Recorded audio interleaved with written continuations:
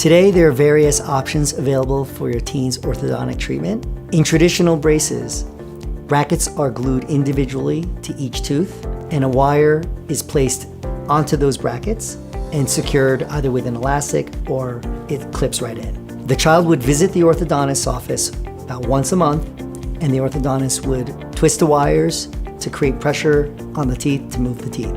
A popular option for teens to treat their teeth today is to use the Invisalign system.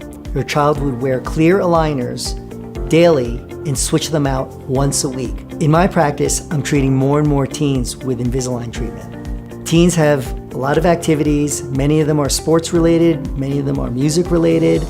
With sports, they can wear their aligners, they can play their sports, they won't have the typical injuries with the traditional braces. With music, especially if they play wind instruments, they can play those instruments without having to have the complications of the traditional braces laying behind the lips.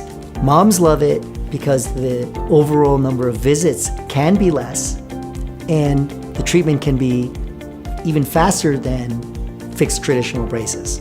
The Invisalign system can treat a variety of cases, from the simple to the complex.